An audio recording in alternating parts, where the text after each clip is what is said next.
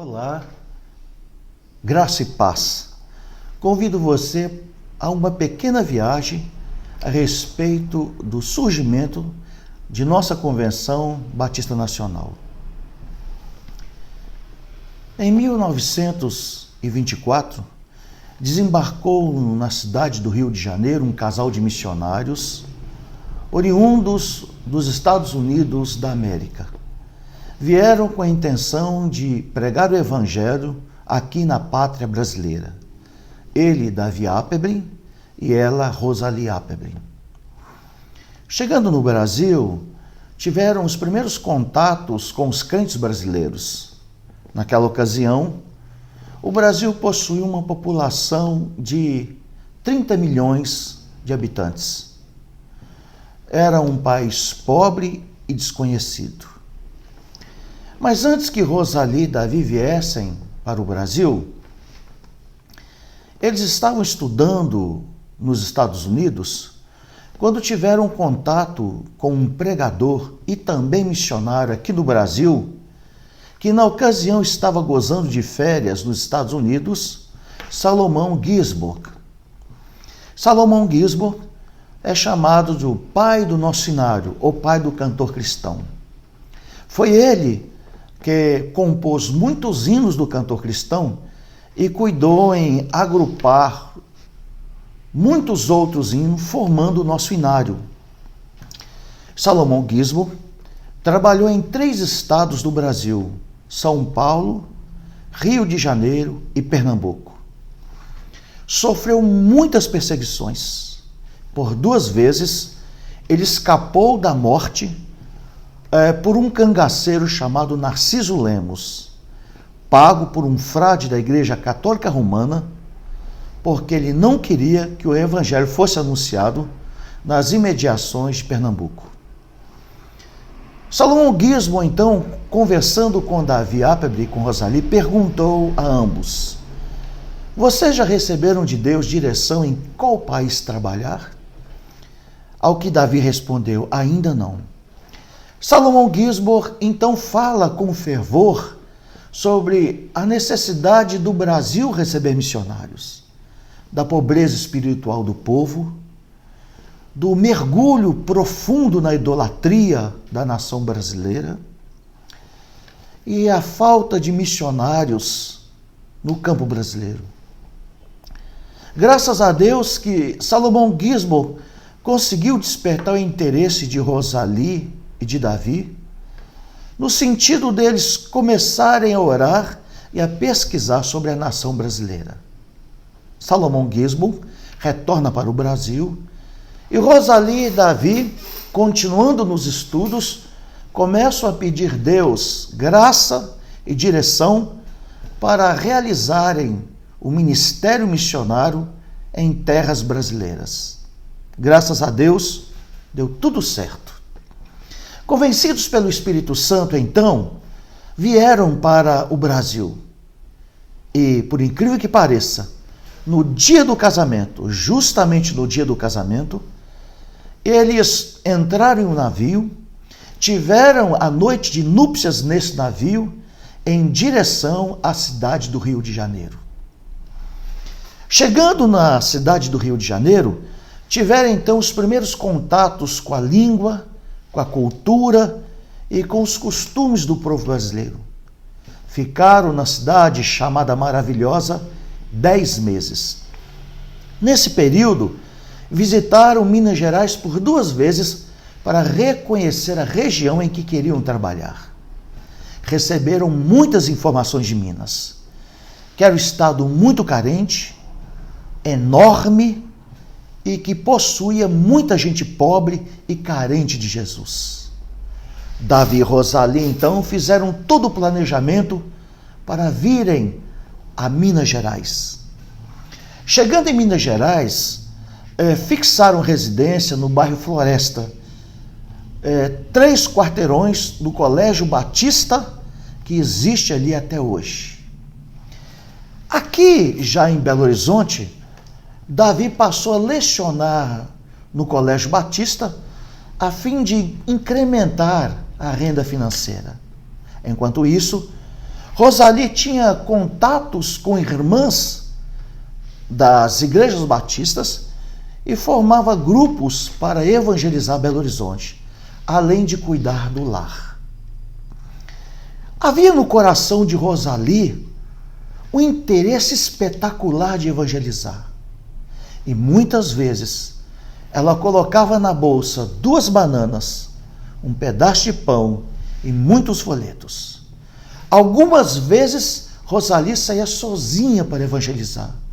Outras, ela ia acompanhada de algumas irmãs. Em um determinado dia, Rosali e Davi iam para o mercado fazer compras para abastecer a casa. Passaram por uma pequena elevação, em cujo topo estava um cemitério, hoje chamado Cemitério do Bonfim. Não havia naquela ocasião residências em torno do cemitério. E Davi, em tom de brincadeira, disse para Rosali: Rosali, ali é um cemitério. Rosali perguntou a Davi: Davi, se por acaso você morresse aqui no Brasil, você gostaria de ser enterrado no Brasil ou que seu corpo fosse transportado para os Estados Unidos? Davi, com um sorriso, respondeu: não. Quero ser enterrado em terra brasileira. E você, Rosali? Rosali também disse que gostaria de ficar nas terras brasileiras. Davi então fez um pedido para Rosali: Rosali, se um dia eu morrer, continue a obra de evangelização aqui no Brasil. Continuaram seguindo o caminho até o mercado e o diálogo, nesse sentido, acabou. Mais ou menos um ano instalados em Belo Horizonte, Davi começou a sentir mal-estar. Então, fazendo consulta com um médico, detectou-se no estômago de Davi uma úlcera perigosa. Davi fez o planejamento, então, de fazer uma cirurgia conforme o conselho médico. Ele decidiu fazer a cirurgia após o nascimento do seu primeiro filho. Naquela ocasião, simultaneamente, Rosali ficara grávida. Mas, avançando os dias, Davi decidiu fazer a cirurgia antes do parto da criança, para que no parto da criança ele pudesse dar assistência à sua companheira. Marcada a cirurgia, Davi fez a cirurgia no hospital, que fica na região hospitalar de Belo Horizonte. Já não existe mais esse hospital. Davi fez a cirurgia e não houve sucesso na cirurgia.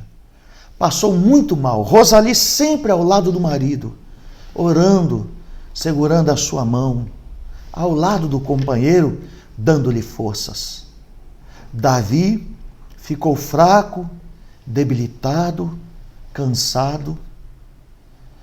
E em um certo momento, Davi disse para Rosali: Rosali, eu estou ouvindo vozes.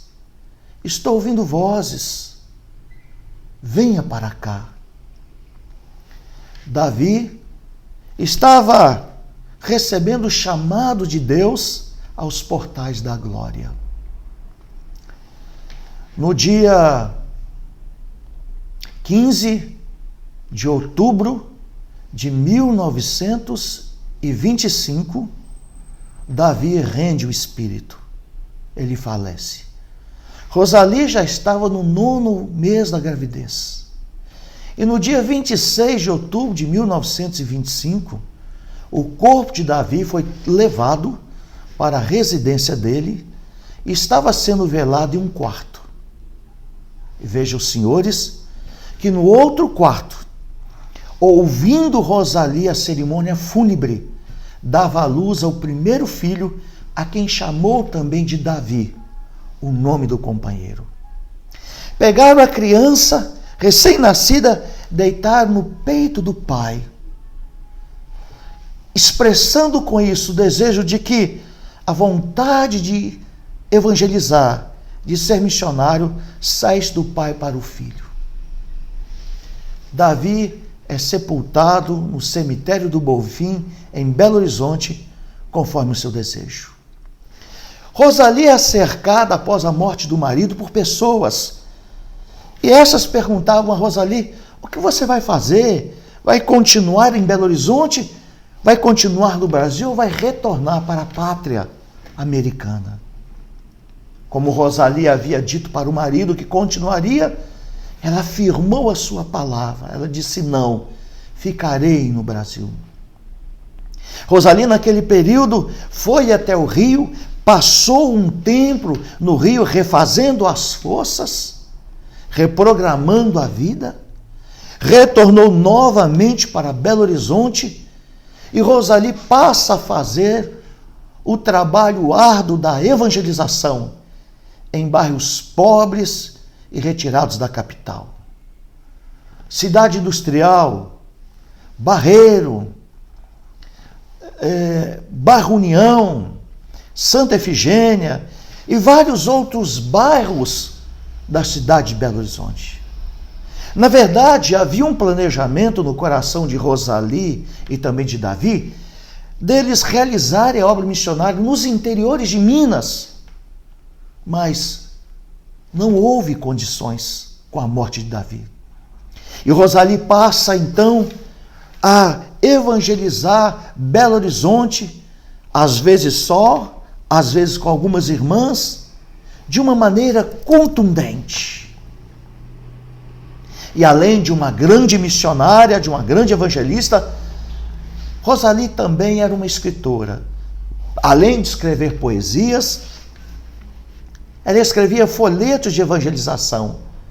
E mais tarde começou a escrever folhetos do poder, falando neste sobre o poder do Espírito Santo. O Brasil, naquela ocasião, não conhecia batismo no Espírito Santo. A maior parte dos batistas achavam que o batismo no Espírito Santo acontecia simultaneamente à regeneração, à conversão. Outros achavam que o batismo do Espírito Santo foi só para a igreja do primeiro século. E Rosali começou a falar então da segunda bênção. A teologia brasileira dos nossos pastores era que a grande bênção, a única e grande bênção era a salvação. E Rosali começou a ensinar que havia uma outra grande bênção também. O batismo do Espírito Santo, que capacitava o crente para pregar com poder, com cura divina, com ousadia, a vencer o pecado, as tentações, a anunciar Cristo com profundo amor. E Rosali começou a falar sobre o batismo do Espírito Santo nas igrejas brasileiras, ou melhor, para alguns líderes da igreja evangélica brasileira. Rosali teve contato com o pastor José Rego e começou a falar para Rego a respeito do batismo do Espírito Santo. No início houve resistência, mas Rego acreditou naquela mensagem e em 1954, Rego é batizado no Espírito Santo de uma forma espetacular. Rego começa a divulgar então a obra maravilhosa do batismo, sofrendo resistências, mas conseguiu avanços. Em São Paulo estava o pastor Enéas Tognini, que além de ser o diretor do nosso seminário em São Paulo, era um homem culto e muito respeitado entre a liderança evangélica de São Paulo. Rego estava em Vitória da Conquista, na Bahia, e começou a conversar com Enéas. Isso levou 4 anos. Enéas só aceitou o batismo do Espírito Santo em 1958. Quando Enéas foi batizado, Enéas sentiu um poder tão espetacular que ele deixou a direção do Colégio Batista deixou a direção da sua igreja em Perdizes e saiu pelo Brasil a pregar a renovação espiritual. Um outro líder também da Bahia, de Salvador, Rosivaldo de Araújo, é batizado com o Espírito Santo. E esse trio maravilhoso sai por todo o Brasil, pregando, orando, pedindo a Deus que visitasse a igreja brasileira com o poder do Espírito Santo. O auge desse trabalho foi nos anos 60, 62, 63, especialmente 64, quando o batismo no Espírito Santo era o assunto maior, não só entre os batistas, mas entre as outras denominações aqui no Brasil. Muitos receberam o batismo. Cura divina, profecias vindas do alto, não produzidas por mente humana, curas, manifestação do poder de Deus maravilhoso das igrejas, cultos de poder, era uma coisa espetacular e tremenda que o Brasil experimentava. Mas houve profunda resistência. Muitas lideranças da igreja batista brasileira, eles acharam aquilo radical, extremista, movimento carnal, e alguns chegaram até a dizer que aquilo era uma obra do diabo. Dividiu-se então a igreja batista brasileira naquela ocasião. Uns eram pela renovação, o menor grupo, e outros defendiam aquela cultura de tradicionalismo da Convenção Brasileira. Rego, Enéas, Rosivaldo e outros que abraçaram a renovação lutavam bravamente para que o movimento fosse aceito. Mas infelizmente não. Em janeiro de 1965, depois de muitas assembleias, de muitas discussões sobre o assunto, a Igreja Batista Brasileira expulsa do seu rol 32 igrejas por causa da renovação espiritual.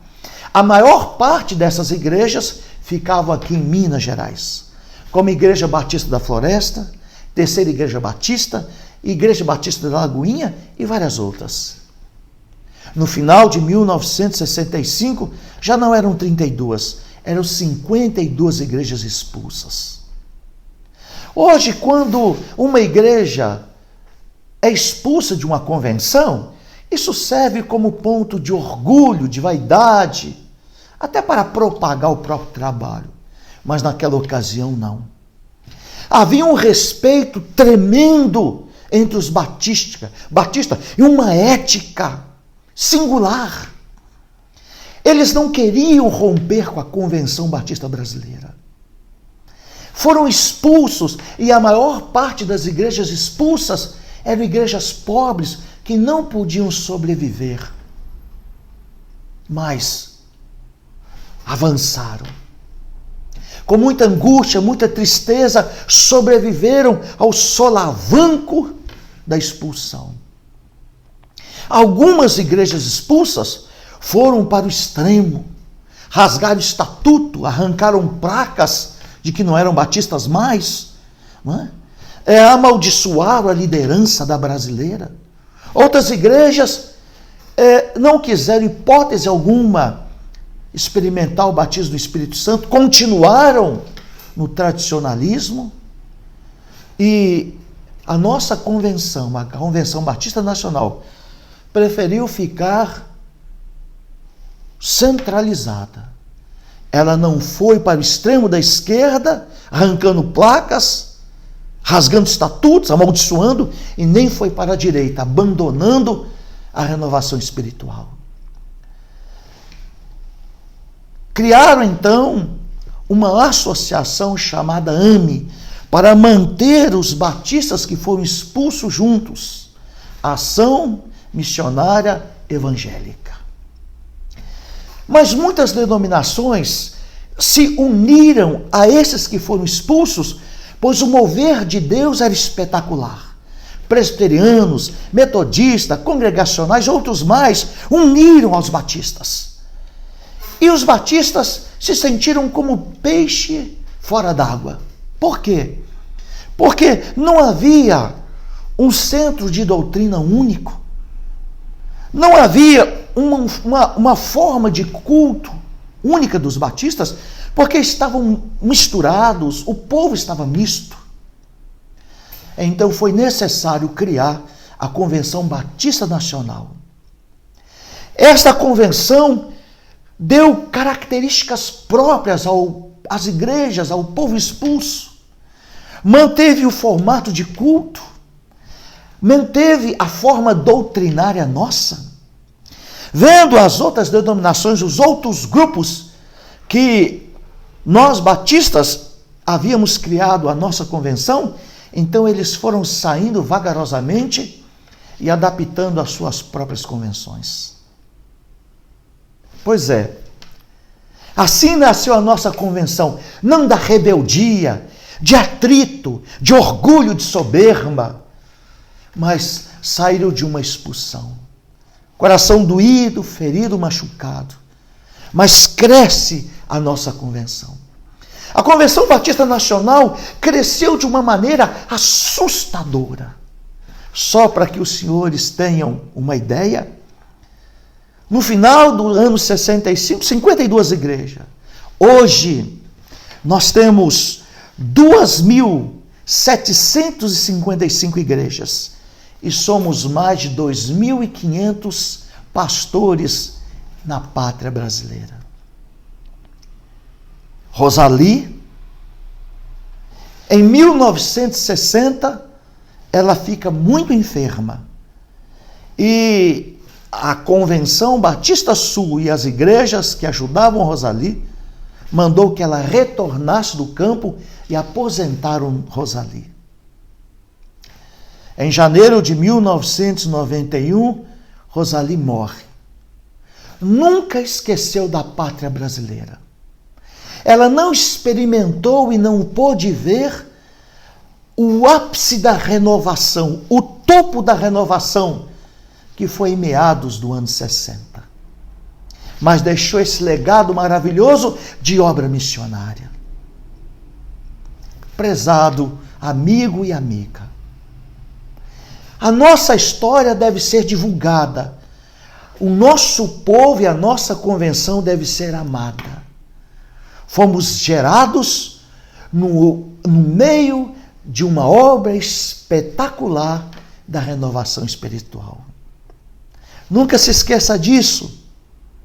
Vamos estar juntos anunciando o Evangelho de Jesus, firmes na nossa convenção, até que do alto Deus derrame mais uma vez o poder do Espírito Santo.